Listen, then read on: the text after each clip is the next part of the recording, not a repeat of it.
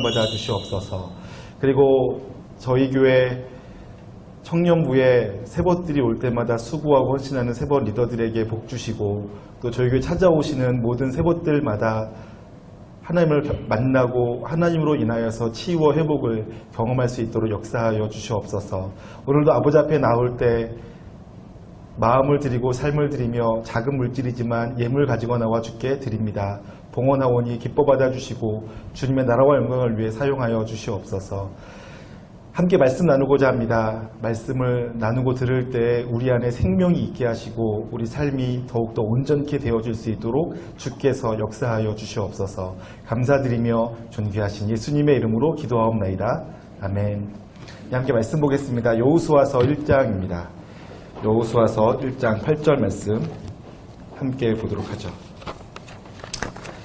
오늘 말씀은 여호수아서 1장 8절 한 절 말씀인데요. 우리 함께 봉독하기로는 1절부터 9절까지 봉독하도록 하겠습니다. 여호수아서 1장 1절부터 9절까지 기록된 말씀을 저와 여러분이 한 절씩 교독하시고 마지막 절 합독하도록 하겠습니다.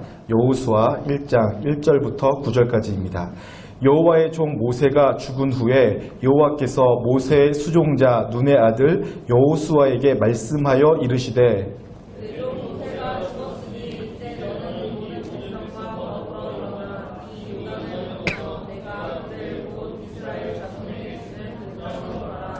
내가 모세에게 말한 바와 같이 너희 발바닥으로 밟는 곳은 모두 내가 너희에게 주었노니 곧 광야와 이 레바논에서부터 큰 강 곧 유브라데까지 족속의 온 땅과 또 해 지는 쪽 대해까지 너희의 영토가 되리라. 내 평생에 너를 능히 대적할 자가 없으리니 내가 모세와 함께 있었던 것 같이 너와 함께 있을 것임이라. 내가 너를 떠나지 아니하며 버리지 아니하리니 강하고 담대하라. 너는 내가 그들의 조상에게 맹세하여 그들에게 주리라 한 땅을 이 백성에게 차지하게 하리라. 오직 강하고 극히 담대하여 나의 종 모세가 내게 명령한 그 율법을 다 지켜 행하고 우로나 저로나 치우치지 말라. 그리하면 어디로 가든지 형통하리니 이 율법책을 내 입에서 떠나지 말게 하며 주야로 그것을 묵상하여 그 안에 기록된 대로 다 지켜 행하라. 그리하면 내들이 평탄하게 될 것이며 내가 형통하리라. 내가 내게 명령한 것이 아니냐? 강하고 담대하라. 두려워하지 말며 놀라지 말라. 내가 어디로 가든지 내 하나님 여호와가 너와 함께 하느니라 하시니라. 아멘. 네, 오늘 이 말씀을 중심으로 절망을 극복하고 형통케 하는 말씀이라는 제목으로 말씀의 은혜를 나누고자 합니다. 여러분, 하나님께서는 여러분들을 정말 사랑하세요. 그리고 여러분들이 행복하길 원하시고 여러분들이 온전케 되기를 원하세요. 그래서 하나님께서 성경에 기록되어진 모든 내용을 통하여서 우리를 사랑한다고 말씀하고 계시고, 우리를 사랑하기 때문에 우리를 때로는 징계하기도 하고 때로는 연단하기도 하지만 가장 많이는 우리에게 복 주시고 우리를 좋은 길로 인도하시고 형통케 하시는 하나님이십니다. 여러분 믿으시죠? 네, 그런데 그럼에도 불구하고 하나님은 우리를 사랑하시고 하나님은 우리가 형통하기를 원하시고 하나님은 우리가 행복하기를 원하시며 인도하고 계심에도 불구하고 우리 인생에는 여전히 고통스럽고 어렵고 힘든 일들이 찾아올 때가 있어요. 아주 불편하고 부담스럽고 감당하기 힘든 어려움들이 찾아올 때가 있는 거죠. 그것이 육체적인 질병으로, 육체적인 문제로 올 때도 있고, 혹은 감정적인, 정서적인 문제로 올 때도 있어요. 혹은 관계적인 문제, 혹은 금전적인 문제, 어떠한 것이든 종류든 내 인생에 내가 감당하기 어려운 문제들을 만날 때가 있단 말입니다. 그리고 그것은 10대에는 10대로서의 문제가 있더라고요. 20대에는 20대로서의 또 문제가 있어요. 20대 때는 20대만 지나면 끝날 줄 알았더니 30대가 되면 또 다른 종류의 또 다른 문제가 있어요. 40대가 되면 30대랑 20대랑은 같은 문제로 고생하진 않지만 40대가 겪는 또 다른 문제가 있더라고요. 그러니까 나이를 먹어가면 문제가 사라지는 것이 아니라 그 문제는 사라지지만 또 다른 종류의 문제들이 찾아와서 여전히 힘들게 해요.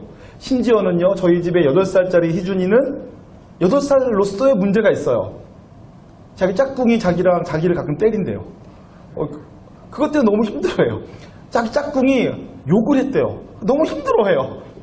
그러니까 그 아이는 그것 때문에 힘들어할 수가 있는 거예요. 우리가 볼 때에는 우스운 일이지만 그 아이는 그것 때문에 힘들 수 있는 거죠. 그러니까 깐난아기는 깐난아기로서, 또 유치원생은 유치원생으로서, 초등학생은 초등학생으로서, 20대는 20대로서, 남자는 남자로서, 여자는 여자로서 다 문제가 있는 거예요.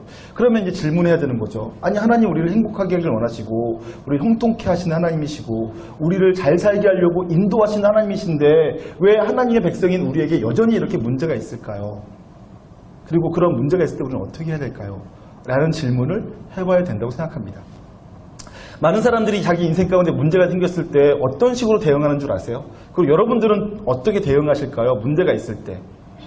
내가 감당하기 어려운 문제, 내 마음을 심히 짓누르는 문제, 입맛을 떨어지게 하는 문제, 혹은 잠을 잘 못 자게 하는 그런 문제를 만났을 때, 그 종류가 어떻든 내 마음에 스트레스를 주고 압박을 주고 있는 어떤 문제를 만났을 때 여러분들은 어떻게 하시나요?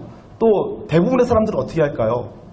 여러 가지 대응 방식이 있는데 첫 번째로는 이런 대응 방식을 생각해 볼 수 있을 것 같아요. 문제가 생기니까 제일 먼저는 그 문제를 해결해 보려고, 어떻게 내 힘으로 해결해 보려고 끙끙대요. 원인을 분석하고 그 문제를 극복해 보려고 혼자서 노력하죠. 그런 방식으로 문제를 해결해 가는 사람들이 있어요. 그리고 그럴 수 있죠. 여러분도 아마 그럴 때가 많을 거예요. 주로는 문제가 생기면 그 문제를 나 혼자 가지고 가서는 혼자서 해결해 보려고, 혼자서 다 감당해 보려고 애쓰죠. 그런가 하면 어떤 사람은 이런 사람이 있어요. 문제가 닥치니까 그 문제를 해결하려고 유력한 사람을 찾아가요. 자기를 도와줄 만한 사람. 경제적인 문제라면 경제적인 문제를 해결해 줄 만한 유력한 사람. 정서적인 문제라면 정서적인 문제를 해결해 줄 만한 어떤 유력한 사람. 어떤 유력한 사람, 도와줄 만한 권위자들을 찾아가죠. 어떤 기관을 찾아갈 수도 있고요. 자기 문제가 해결되어야 되는데 그 문제를 어떻게 해결할지 잘 모르겠으니까 자기 혼자 끙끙대지 않고 다른 사람을 찾아가는 것은 일견 지혜로운 방법처럼 보이기도 해요. 그런가 하면 어떤 사람은 문제가 생겼는데 그 문제를 무시하는 사람이 있어요. 문제를 해결하고 극복하려고 하지 않고요. 문제가 없는 것처럼 그냥 무시하고 이렇게 덮어둬요. 그냥 꼭꼭 감춰두는 거죠. 속에다가 쌓아놓기만 해요. 그냥 어쩔 수 없이 그냥 받아들이는 거죠. 방치하는 거예요, 문제를. 그런데 또 다른 어떤 사람은 문제를 만났을 때 하나님께로 나아가는 사람도 있어요. 드물지만 있어요. 문제가 생기니까, 문제 때문에 힘드니까 하나님께로 나아가는 거예요. 기도하기 시작하고요. 말씀을 보기 시작해요. 그리고 말씀의 근거에서 하나님께서 지금 내게 무엇을 알려주려고 하시는가, 나를 어떻게 인도하시는가에 대해서 묵상하기 시작하는 사람들이 있습니다. 여러분, 이 중에서 정답이 뭘까요? 꼭 정답이 뭐냐라고 묻기 이전에 여러분, 하나님께서 우리의 인생을 인도해 가시면서 고통이 찾아오게 하실 때 그 고통이 징계이든 연단이든 그걸 통해서 우리가 성장하고 성숙하고 그걸 통해서 우리가 하나님을 알아가려면 어떻게 될까요? 다른 방법으로는 고통과 문제가 나를 하나님과 가깝게 만들 수가 없어요. 딱 한 가지.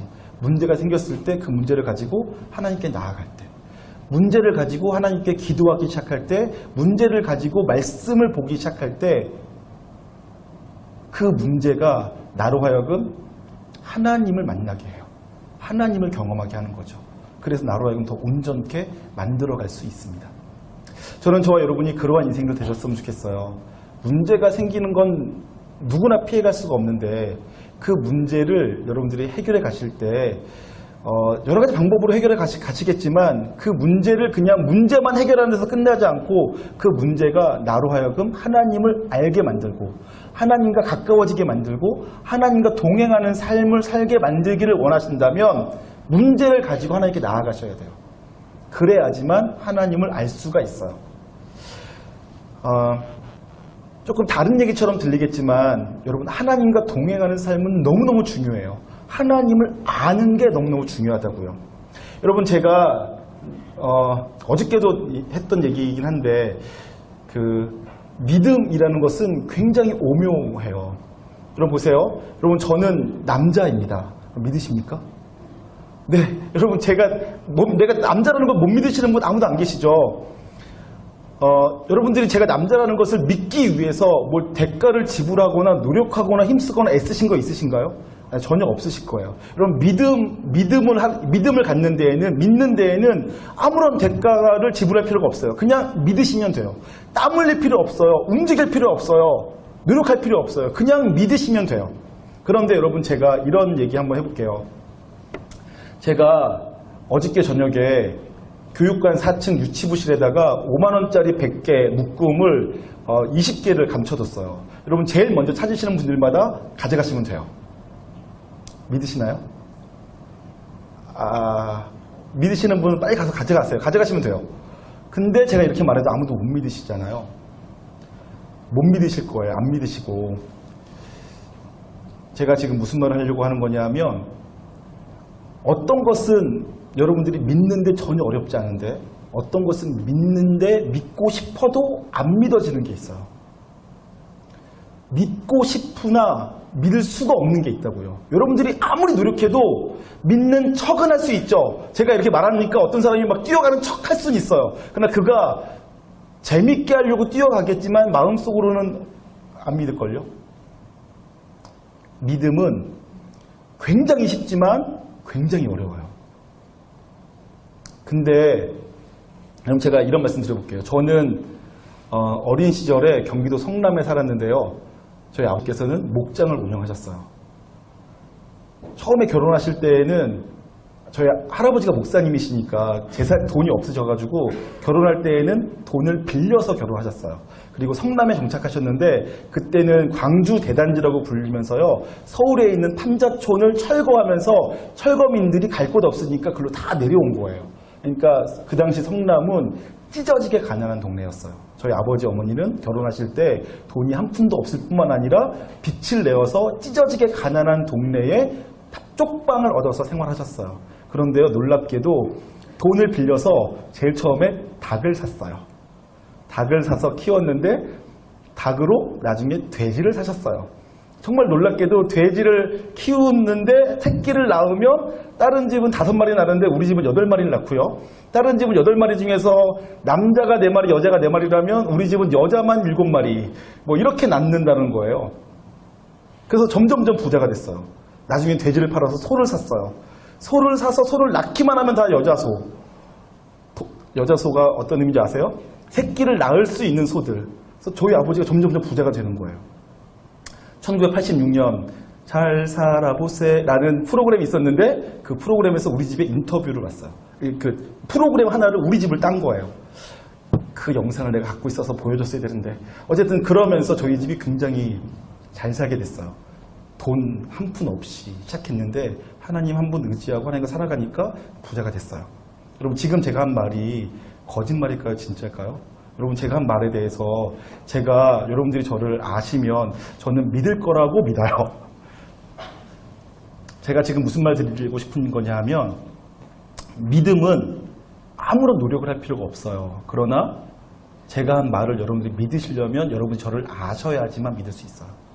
저에 대해서 알고 저를 경험한 사람은 어떤 말은 거짓이고 장난이고 농담이고 어떤 말은 진짜인지를 알게 돼요. 그러니까 믿음에는 뭐가 필요하죠? 경험이 필요해요. 여러분들이 하나님을 믿으시려면 그리고 하나님의 인도하심을 받고 살아가시려면 뭐가 필요할까요? 하나님과 함께하는 시간이 필요해요. 하나님 경험하는 게 필요하다고요. 하나님 어떻게 경험하죠? 사실 하나님은 온 땅 가운데 계시고 여러분과 함께 하시며 여러분들을 떠난 적이 없으시고 여러분들을 인도하고 계신 하나님이세요. 그런데도 여러분들 하나님 경험 못하고 사시는 경우가 참 많이 있어요. 그런데 여러분들이 하나님을 경험하실 수 있는 방법이 있어요. 그것이 뭐죠? 문제가 생겼을 때 그 문제를 내 힘으로만 해결하려고 하지 않고 문제가 생겼을 때 그 문제를 다른 유력한 사람 찾아가서 해결함 받으려고 하지 않고 문제를 덮어놓고 지나가기를 기다리지 않고 문제를 가지고 하나님께 나아가는 거예요. 하나님께 기도하는 거예요. 하나님 이 일을 통해서 내게 무엇을 말씀하십니까? 하나님 이 일을 통해서 내가 무엇을 깨닫길 원하십니까? 하나님 제가 이 사건을 이 문제를 어떻게 극복해야 될까요? 라고 질문하고 여쭤보고 대답을 들어가면서 내 생각의 지경이 넓어지고 하나님 나라가 보이기 시작하는 거예요. 그러면서 머리로만 믿던 믿음이 내 온 삶으로 믿어지는 것이 경험되기 시작하는 거죠. 좀 아까 불렀던 주를 보기 시작할 때 내 삶에 주의 역사가 나타나는 것을 경험하기 시작하는 거예요. 내 삶이 주의 나라가 되는 것을 경험하기 시작하는 거예요. 어떤 때요? 내 삶의 문제를 가지고 하나님께 나아갈 때요. 저는 저와 여러분이 그러한 인생 되시기를 주님의 이름으로 축원합니다. 문제가 있는 게 문제가 아니라 그 문제를 하나님과 함께 해결하지 않는 게 진짜 문제예요. 내 인생의 문제는 어느 때든 있을 수 있는데 그 문제를 하나님과 함께 해결하기 시작한다면 그 문제는 도리어 여러분에게 축복이 되고 하나님을 경험하고 알아가는 복된 기회가 될 줄 믿습니다. 여러분, 오늘 여호수아에서는 진짜 절체절명의 문제를 맞는 사람이 등장하는데 그가 바로 여호수아였어요. 모세가 죽었다고 기록되어 있습니다. 오늘 1절에 여호와의 종 모세가 죽은 후에라고 되어 있는데요. 모세가 죽었다라는 말은 짧은 말이지만 굉장히 많은 의미를 가지고 있어요. 어떤 의미냐면 지금 이스라엘 민족은 출애굽하였습니다. 출애굽하여서 2년째 되는 해에 가나안 땅 앞에 도착했어요. 도착해서는 정탐꾼을 보냈더니 정탐꾼 12명 중에서 10명이 부정적인 보고를 했고요. 2명은 긍정적인 보고를 했지만 백성들은 10명의 부정적인 보고를 듣고 마음이 녹아서 하나님 원망하고 불평하고 우리를 애굽에서 죽게 하든지 광야에서 죽이지 왜 여기까지 와서는 칼날에 죽게 하냐 라고 하면서 원망했어요. 그때 하나님께서 그 원망한 그들의 말, 그들이 40일 동안 정탐한 그 하루를 1년으로 계산해서 40년 동안 광야에서 훈련을 받게 하십니다. 하나님 경험하게 하시는 거죠. 그래서 모세는 졸지에 출애굽시킨 사람에서 광야의 지도자가 되었어요. 근데 모세가 광야에서 40년 동안 이스라엘 민족을 지도할 때 정말 놀라운 기적들이 많이 있었죠. 먼저는 출애굽할 때 애굽에 10가지 재앙이 있기도 했고요. 홍해가 갈라지는 기적이 있었고요. 또 마라의 쓴물이 단물로 바뀌어지는 일도 있었고요. 광야에서 먹을 것이 없을 때부터는 만나와 메추라기로 먹을 수 있었고 반석에서 물이 나와 마실 수 있게 하셨어요. 놀라운 일들이었죠. 모세가 손을 들면 아말렉과의 싸움에서 이겼고요. 팔이 아파 손을 내리면 전쟁에서 져요. 그런 놀라운 일들이 있었던 거예요. 그런데 지금 그렇게 그 놀라운 지도자 모세의 지도를 받고 그 힘든 광야 생활을 통과해서 다시 40년 만에 가나안 땅 앞에 도착했단 말이에요. 그리고 이제 남은 것은 뭐냐면 요단강 건너서 가나안 사람들과 싸워서 이기기만 하면 돼요. 그리고 모세가 있다면 아마 불가능하지 않았을 거예요. 근데 문제가 뭐예요? 그 놀라운 지도자, 하나님을 대면하여 만났던 이스라엘의 지도자 모세가 죽은 거예요. 가나안 땅을 앞두고 제일 중요한 순간에 죽은 거죠. 그리고 모세가 죽으니까 하나님께서 누구를 불렀냐 하면 성경의 표현에 의하면 모세의 수종자 눈의 아들 여호수아를 부르셨대요. 수종자라는 말은 무슨 뜻일까요? 오늘날 좋은 말로 말하면 비서실장이겠고요. 나쁜 말로 말하면 몸종이겠습니다. 여호수아는 모세의 수발을 들은 사람이었어요. 모세가 80살에 하나님께 부름받아서 120살에 40년 후에 돌아가셨으니까 80부터 120살까지 몸이 좀 아무래도 연약했겠죠. 그러니까 가끔씩 세숫물도 떠다 주고 밥도 챙겨주고 그런 일을 했을지 모르겠어요. 잠자리도 봐주고. 어쨌든 여호수아 스스로 생각할 때 자기는 모세의 수종자이지 자기가 모세처럼 될 자신은 전혀 없었겠죠. 왜냐하면 모세는 너무 대단했거든요. 심지어 모세가 시내산에서 하나님께 율법을 받고 내려왔을 때에는요, 모세의 얼굴에서 광채가 났어요. 사람들이 모세를 쳐다보질 못했어요. 모세에게 나는 빛 때문에. 모세를 보는 것이 하나님 보는 것처럼 느껴졌기 때문에. 그래서 모세가 심지어는 수건으로 자기 얼굴을 가려야 될 정도였어요. 그 빛이 너무 나서. 그러니까 백성들에게 있어서, 일반 백성들에게 있어서 모세는 거의 하나님급이었죠. 하나님의 대리자였고요. 그런데 그 모세가 죽고 하나님께서 여호수아를 불러서 네가 모세를 대신하여서 이스라엘을 이끌고 가나안 땅을 정복하라라고 하니까 여호수아의 마음이 얼마나 두려웠겠습니까? 아니 제가 뭐라고 저를 부르십니까? 제가 어떻게 그 일을 할 수 있겠습니까? 저는 못합니다. 안 돼요. 라고 거절하고 싶었겠죠. 그래서 하나님께서 여호수아에게 나타나셔서 하시는 말씀이 뭐냐면 내가 모세와 함께 했던 것처럼 너와 함께 하겠다. 내가 모세에게 주겠다고 약속한 그 약속을 다 너에게 이루어 주겠다. 그래 너는 두려워하지 말아라. 강하고 담대하라 라고 말씀하세요. 여러분 이렇게 하나님께서 여호수아에게 말씀하시는 이유가 뭘까요? 제가 저희 두 아들들에게 야 싸우지 마 라고 말할 때는 언제 그런 말 하겠어요? 애들이 싸울 때 싸우지 마 그런 말 하겠죠. 야 침착해 침착해 제가 언제 그런 말 할까요? 막 흥분해 있고 막 어쩔 줄 몰라 침착해 이렇게 말하겠죠. 하나님께서 모세에게 여호수아에게 강하고 담대하라 두려워하지 말라라고 말씀하실 때에는 여호수아의 마음이 어떻단 얘기예요? 반대로 말하면 두렵고 떨고 자신감 없을 때이겠죠. 그래서 하나님께서는 이렇게 말씀하시는 거예요. 여호수아에게 강하고 담대하라 두려워하지 말아라 라고 말씀하시는 거죠. 그래서 뭐라고 위로해 주세요? 내가 모세와 함께 했던 것처럼 내가 너와 함께 하겠다라고 약속해 주시는 거예요. 그리고 내가 모세에게 주겠다고 했던 그 땅을 다 너에게 주겠다. 너도 알겠지만 모세가 큰 일을 했던 것은 모세 자신의 능력이 아니라 내가 모세와 함께 하기 때문이고 모세가 여기까지 왔던 것은 모세가 잘나서가 아니라 내가 모세와 함께하며 모세를 지도했기 때문에 그렇다. 그러니까 내가 모세를 지도했던 내가 너를 지도하고 내가 너와 함께하겠다 이렇게 말씀해 주시는 거예요. 강하고 담대하라고 말씀해 주시는 거죠. 자 여기까지 말씀을 먼저 또 확인해 보겠습니다. 1절 여호와의 종 모세가 죽은 후에 여호와께서 모세의 수종자 눈의 아들 여호수아에게 말씀하여 이르시되 말씀하셨어요. 근데 두려운 말씀을 하시죠. 뭐라고 여호수아에게 말씀하셨냐면 내 종 모세가 죽었으니 이제 너는 이 모든 백성과 더불어 일어나 이 요단을 건너 내가 그들 곧 이스라엘 자손에게 주는 그 땅으로 가라 그러시죠. 근데 그냥 가는 게 아니라 가면 싸워야 돼요.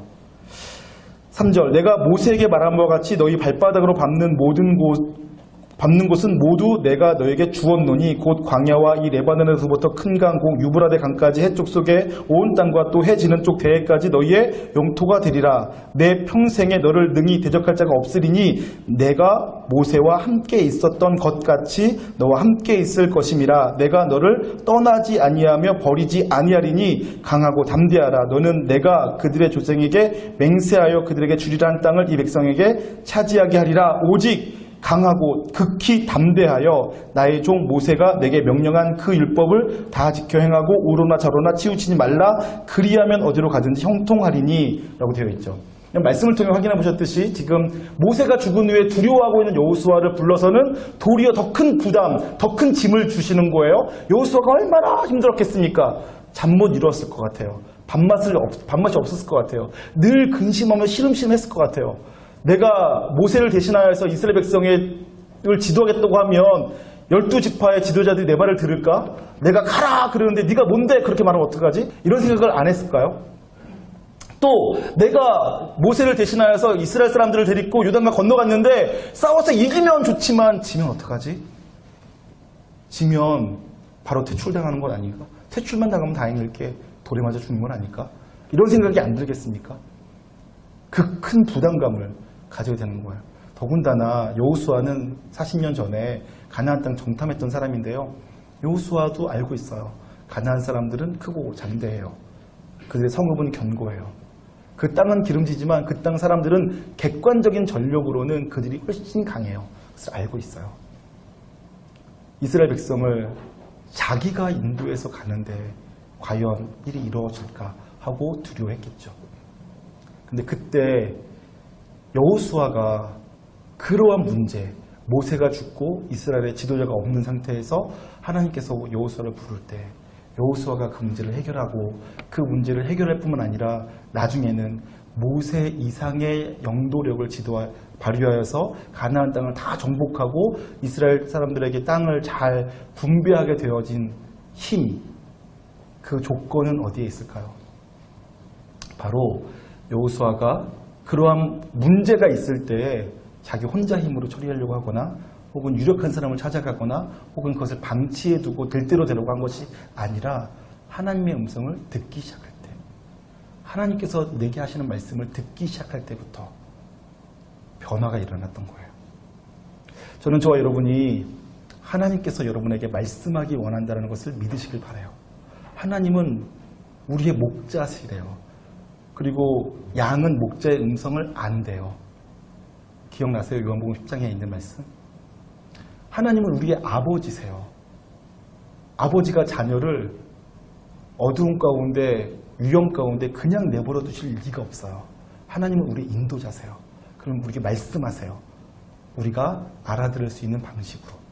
그것을 일단 먼저 믿으셔야 돼요. 하나님께서 내 삶을 내버려 두지 않으시고 나를 좋은 길로 이끌길 원하시고 인도하길 원하신다는 것을 믿으셔야 돼요. 그러면 그때부터 여러분들은 그것을 믿는다면 여러분들이 하셔야 될 일은 뭐겠어요? 하나님께서 어떠한 방식으로 내가 알아들을 수 있게 말씀하실까에 초점을 맞추시면 되죠. 하나님 내게 어떻게 말씀하실까? 뭐라고 말씀하실까? 누굴 통해 말씀하실까? 무엇을 통해 말씀하실까? 그리고 그 음성을 듣기 시작하시면 돼요. 여호수아는 하나님께서 하시는 말씀을 들었어요. 내가 모세와 함께 했던 것처럼 너와도 함께 하겠다. 네가 받는 모든 땅을 내가 너에게 다 주겠다. 강하고 극히 담대하라. 이러한 말씀을 듣기 시작한 거예요. 여러분, 그런데 여러분들이 제가 이렇게 말할 때마다 가끔씩 질문하시는 분이 계세요. 그런데 하나님께서 말씀하실 때 그것이 하나님의 말씀인지 아닌지 어떻게 구분할 수 있나요? 라고 질문을 많이 하세요. 왜냐하면 자기는 뭔가를 들은 것 같긴 한데 듣기는 들은 것 같아요. 하나님의 뜻인 것 같은데 확신이 안 들어요. 제가 일단은 이렇게 말해요. 확신이 안 들면 아직 못 들은 거야 라고 제가 말해요. 일단은. 그리고 하나님께서 말씀하시면요. 너무 선명하게 느껴져요. 하나님 말씀이구나 하고요. 일단은 그런데 제가 조금 더 그것을 설명해 드린다면 여러분 하나님 말씀 어떤 생각이나 깨달음이 생겼어요. 근데 그것이 하나님의 생각인지 혹은 내 생각인지 혹은 사탄이 주는 생각인지 어떻게 구별할까요? 조건이 있어요. 첫 번째는 그 말씀은 성경 말씀의 내용과 일치합니다. 하나님의 말씀, 하나님께서 내게 하시는 말씀은 성경에 있는 내용과 일치해요. 그 내용이. 두 번째, 하나님의 말씀은 하나님의 성품과 일치해요. 하나님의 성품이 사랑이신데 하나님께서 우리 뭐로 누군가를 미워해라, 누군가를 괴롭혀라, 누군가를 죽여라 이렇게 말씀하실 수가 없으시고 말씀하실 리가 없으시죠. 하나님의 말씀은 하나님의 성품과 일치합니다. 그리고 하나님께서 말씀하시는 것은 하나님께서 내게 말씀하실 때에는 기본적으로 내 안에는 그 말씀이 들어왔을 때, 그 말씀을 깨달았을 때 평강이 오게 되고요. 다른 사람에게 해를 끼치지 않습니다. 여러분 이것은 굉장히 되게 평범하지만 굉장히 중요해요. 하나님께서 내게 무슨 말씀을 하셨는데 그 말씀이 남에게 해를 끼치는 말씀이야. 그런데도 그것은 하나님의 말씀이라고 우기면서 계속 누군가에게 해를 주고 있다. 그런 일은 있을 수가 없어요. 하나님의 말씀은 다른 사람을 유익하게 해요. 내 마음속에 평강이 있고요. 그러나 그것보다 더 중요한 것이 있다고 했죠. 두 가지, 말씀과 일치하고요. 하나님의 성품과 일치해요. 자, 그럼 여기서 또 다른 문제가 생겼어요. 하나님께서 내게 어떤 깨달은 말씀을 주셨어요. 나를 인도하시기 위해서 내게 하나님의 뜻을 알려주세요. 그런데 그것은 하나님의 말씀과 일치한다고 했고 하나님의 성품과 일치한다고 했는데 여러분 하나님의 말씀을 아세요? 하나님의 말씀을 모르시니까 하나님의 말씀과 일치하는지를 모르시잖아요. 하나님의 성품을 아세요? 그거를 모르니까 하나님께서 말씀하고 계셔도 이 말씀이 하나님의 말씀인지 내 생각인지 사탄의 얘기인지 구별이 안 되는 거죠. 자, 그렇다면 이제부터 여러분과 제가 할 일은 무엇이겠어요? 말씀을 읽으셔야 돼요. 말씀을 아셔야 돼요. 하나님의 말씀을 아셔야지 하나님의 뜻을 깨닫고 하나님의 인도하심을 경험하게 되는 거예요. 말씀을 통해서 하나님이 어떤 분이신지에 대해서 알아야지 하나님께서 하시는 나를 인도하시는 그 인도하심이 하나님의 성품과 일치한다는 것을 내가 확신하게 되는 거죠. 그렇게 하나님의 음성을 듣고 살아가다 보면 하나님이 경험되어지기 때문에 하나님이 믿어지기 시작하고 그래서 하나님께서 광야를 가게 하실 때에도 노래 부르며 휘파람 부르며 걸어갈 수 있게 되는 거예요. 하나님을 신뢰하기 때문에. 저는 저와 여러분의 그런 인생 되시기를 소망합니다. 그래서 오늘 하나님께서는 여호수아에게 이렇게 말씀하십니다. 오직 강하고 극히 담대하여 나의 종 모세가 내게 명령한 그 율법을 다 지켜 행하고 우로나 저로나 치우치지 말라. 그리하면 어디로 가든지 형통하리니. 어디로 가든지 형통하리라고 하죠. 그러니까 여러분, 제가 지금 아까 말씀드렸던 하나님의 음성을 듣는 법을 아는 것은 그걸 혹시 몰라도 괜찮아요. 그런데 그걸 모를지라도 여러분들이 말씀을 읽기 시작하고 말씀을 지켜가기 시작하면 저절로 하나님의 뜻대로 살아가게 되는 거예요. 그래서 여러분들이 말씀 소중하다. 말씀을 읽어야지 내가 온전한 삶을 살 수 있다. 말씀을 읽어야지 내 인생에 닥친 문제들을 해결해 갈 수 있다라는 믿음을 가지시기를 주님의 이름으로 축원합니다. 그래서 8절에 이 율법책을 내 입에서 떠나지 말게 하며 라고 되어 있어요. 입에서 떠나지 말게 하며, 우리가 묵상이라고 부를 때 그 묵상은 생각하다라는 뜻도 있지만 묵상의 원어적 의미를 얘기하자면 곱씹다, 되새김질하다 이런 의미가 있어요. 그러니까 말씀을 계속 읊조리는 거죠. 이 율법책을 내 입에서 떠나지 말게 하며 계속 그 말씀을 암송하기 위해서 혹은 암송한 말씀을 읊조리는 거예요. 그것이 내 입에서 떠나지 말게 하며죠. 그러니까 성경을 알아가는 데 있어서는 말씀 암송이 굉장히 중요한 역할을 합니다. 그런가 하면 주야로 그것을 묵상하여 말씀의 의미를 계속 묵상하는 거예요. 하나님께서 이 말씀을 왜 하셨을까? 내가 이해가 안 되는 일이 왜 일어났을까? 여러분, 저는 마침 이 본문이니까 말씀드린다면 저는 모세가 애굽 가나안 땅을 앞두고 죽은 것에 대해서 지금도 묵상해요. 왜 묵상하냐면 이해하기 싫어서. 아니, 하나님 모세 40년 동안 부려먹고 가나안 땅 앞에서는 못 들어가게 죽여버리시다니 너무하십니다라고, 제가 너무하십니다 하고 계속 하나님께 항의하면서 묵상하고 있어요. 하나님께서 제게 언제가 계속 알려주시겠죠. 아직 제가 대답을 못 들은 거예요. 혹 대답을 하셨어도 제가 대답을 듣기 싫어하는 것 같아요. 그 대답이 제 마음에 안 들어서. 제가 아직 못된 놈이죠. 어쨌든 묵상하는 거죠. 하나님, 내 인생 하나님 사랑하신다는데 왜 이렇게 고통이 있고 어려움이 있습니까? 왜 해결되지 않는 게 있습니까? 하나님, 저 결혼할 수 있을까요? 하나님, 저 좋은 직장 취직할 수 있을까요? 하나님, 저 어떻게 살면 좋을까요? 하나님, 저를 괴롭히는 어떤 사람이 있는데 이 사람과 제가 과연 사귀어야 될까요? 화해해야 될까요? 내버려둬야 될까요? 싸워야 될까요? 이길 수 있을까요? 여쭤봐야죠. 묵상해야죠. 하나님 앞에서. 그리고 그 말씀에 기록된 대로 지켜 행하기 시작하시는 거예요. 그때 하나님께서 나도 모르는 사이에 형통케 하시는 것을 경험케 하십니다. 저는 저와 여러분이 이 말씀을 있는 그대로 다 받으셨으면 좋겠어요. 말씀을 주야로, 말씀을 읊조리고 입에서 떠나지 않게 하고요. 그 말씀을 주야로 밤낮 묵상하시는 거예요. 그리고 말씀을 지켜 행하려고 하시는 거죠. 제가 100%를 요구하진 않겠어요. 100%를 하라고 지금 요구하면 얼마나 부담되시겠어요? 그곳을 향해서 여러분 방향을 잡으셨으면 좋겠어요. 내가 내 인생에 문제가 생겼을 때 나 혼자 해결해보겠다고 끙끙대던 삶에서 먼저는 말씀을 좀 봐보자. 말씀은 뭐라고 하시나? 기도 한번 해보자. 하나님께서 내게 뭐라고 말씀하실까? 하고 태도를 한번 바꿔보셨으면 좋겠다고요. 유력한 사람 찾아가서, 유력한 조직, 기관 찾아가서 대답을 들으려고 하기 전에 먼저는 하나님은 뭐라고 말씀하실지를 먼저 들어보시려고 방향을 잡아보셨으면 좋겠다고요.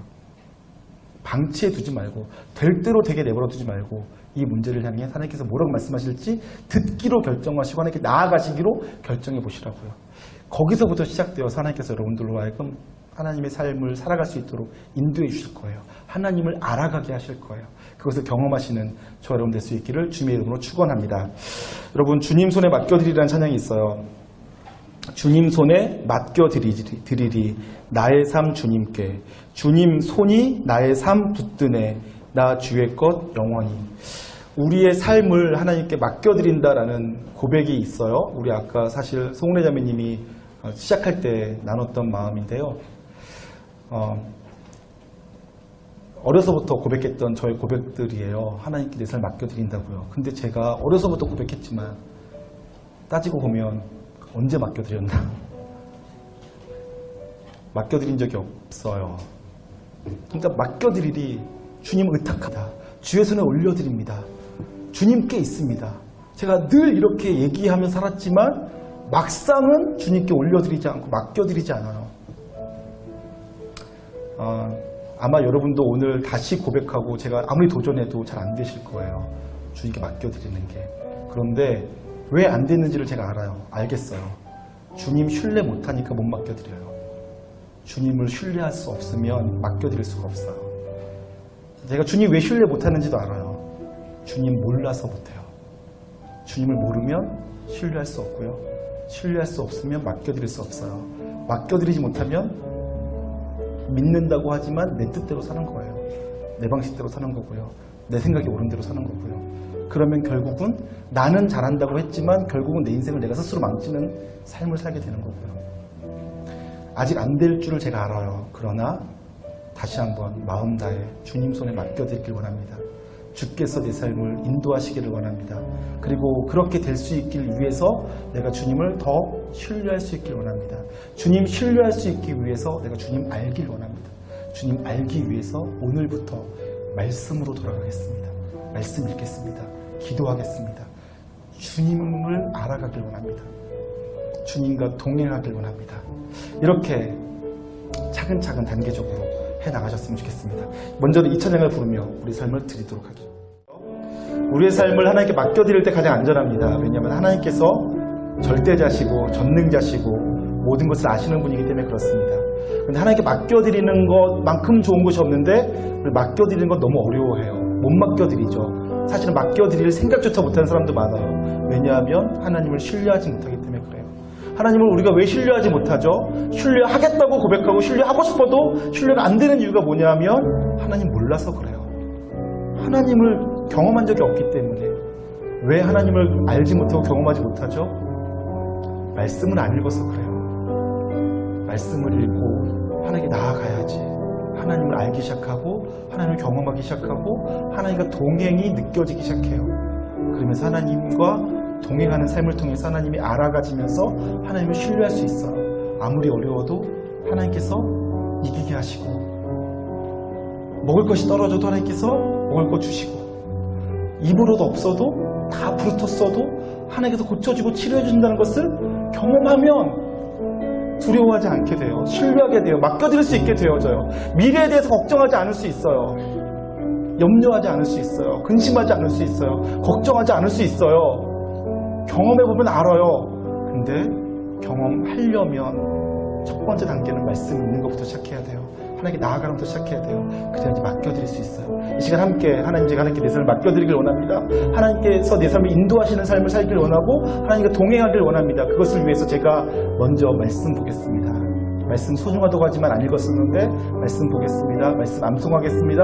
말씀 묵상하겠습니다. 말씀을 통해서 하나님을 알아가겠습니다. 하나님 배워가겠습니다. 그래서 나도 하나님과 동행하는 삶 살기를 원하고 하나님과 함께하는 삶을 통해서 하나님을 신뢰하게 되고 하나님을 의탁하는 삶 살고 하나님을 의지하고 하나님의 인도하심 속에서 기쁨을 누리길 원합니다. 이렇게 시간 함께 기도하도록 하겠습니다. 함께 기도하겠습니다. 존귀하신 하나님 아버지 감사합니다. 우리 삶의 전부가 되시는 주님께 우리 삶을 맡겨드리고 하나님 내 삶을 하나님께서 인도하시는 것 속에서 행복하게 성공하게 안전하게